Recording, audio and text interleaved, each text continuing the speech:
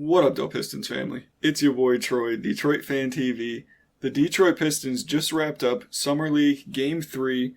They had a great comeback win, 94-90, led by Ausar Thompson, who absolutely went crazy. He was everywhere. He was all over the floor, highly active, showing us very high-level defense and good offense as well. His defense led to a lot of transition buckets. So he got a lot of offense from those, transition buckets, those steals he was getting. He had 4 steals in the game, 17 points. He also chipped in 9 rebounds, 3 assists. He was just all over the stat sheet, stuffing every single category. 3 offensive rebounds. He went 7 for 14 from the field, 50%. One thing I like is he shot 4 3-point shots. He only made 1 of them. But I'm glad to see he's getting the reps. I don't really care if he's making shots or not. I just want him to be putting in the reps and getting more experience at the NBA level. So I was glad to see he was shooting 3-pointers for us. But overall, he just took over this game. Every time Ausar was on the court, he was making buckets, he was making plays, he was all over the place. And when he went out of the game, you could see the Pistons kind of lost a step. That's when the Raptors made their big runs in the game. So the game started off, Pistons were up 18-5 to start the game. We jumped on them really quickly. And then the second quarter completely flip-flopped. And Toronto went 36 and Detroit went 16 in the second quarter. So it was a 20-point differential in that second quarter for Toronto. And that's when they really flipped the game on us. We were just down pretty much the entire game. And then the fourth quarter, we started chipping away. Third quarter, we were chipping away. And like I said, we were down 17 points at one point. End up coming back and winning the game 94-90.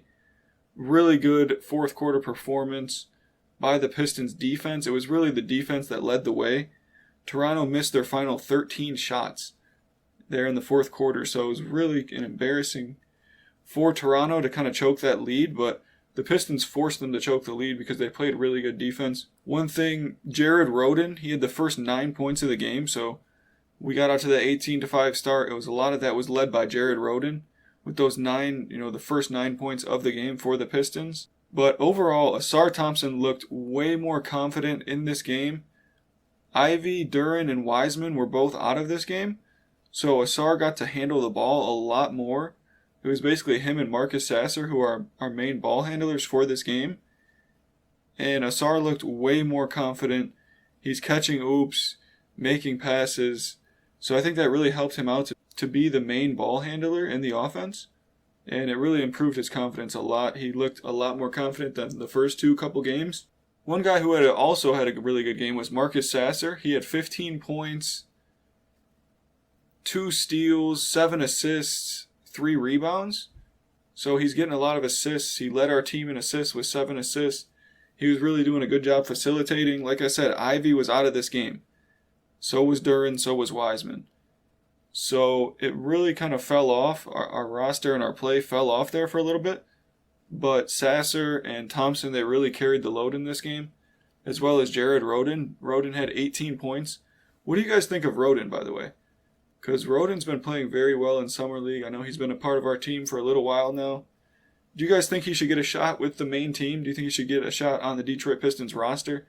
Let me know in the comments. The NBA just announced a couple rule changes that are going to be very big. There is now 2 challenges for coaches. So the challenges, there used to be only 1. And if you use it, you wouldn't have another one for the entire game. So now there's 2 challenges. So it gives the coaching a lot of flexibility in the NBA. So I'm really happy with that. Get them an extra challenge. And then my favorite rule change is now there's a technical foul for egregious flopping. So they talked to Joe Dumars on the broadcast today of the game, and he said it's only going to be on super egregious flops.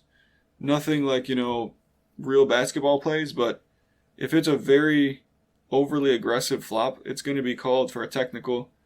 They're not going to be doing flops anymore in the NBA. It works overseas, and it works in other, leagues, and it's a very good strategy, so it's going to kill the flop. The flop is going to go extinct with these new rules.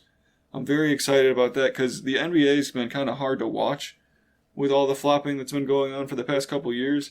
I understand why they do it because they're getting the calls, but it's good to see that this new rule is going to prevent these guys that are very, athletic and built up from flopping.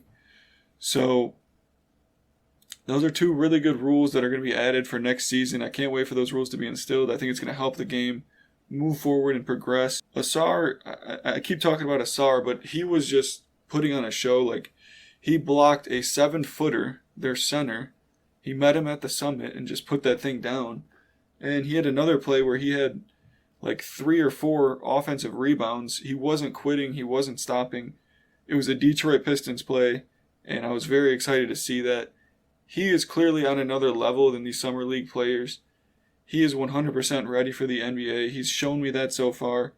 He put on an absolute show, and he led our team to a comeback. So Ausar had another huge rebounding day. He has 9 rebounds. First couple games he had 8 rebounds, so he adds in 9 now, and he's just pouring in the rebounds. He's going to be our best non-big rebounder on our team, because just the way he's attacking the boards in the summer league, it's a very good sight. He is very aggressively attacking the boards, and that's what you want to see. Lately, a lot of guys like Stewart and Duran, it's harder for them to go for blocks because they know that no one's going to be there to get a rebound. So that's a decision that those guys end up having to make when you don't have a team that can rebound, good from the 1 through 3 spots. So I think adding Ausar, he's just continuing to show us what we already knew. His defense and his rebounding are out of this world, and they're already showing in the summer league. So I couldn't be more excited about Ausar, about Sasser, and this summer league win. Grady Dick on the Raptor side, he had a great game. He was shooting the lights out of the ball in the first half. We really couldn't find an answer for him, so it was kind of like a Grady Dick versus Ausar show. And Ausar ended up on top. Detroit Pistons get the comeback win, 94-90. What did you guys think about the game? Did you like seeing Ausar and Sasser as the main 2 guys getting a lot of reps? And what did you guys think of the other guys? Tosan, Jared Rhoden, Buddy Boeheim. What did you guys think of the other guys on the roster? And what do you think of Ausar and Marcus Sasser's performances? Let me know down in the comments, guys. So that's going to do it for the recap. I appreciate you guys checking out the video. I'm Troy. This is Detroit Fan TV, and I'm out. Peace.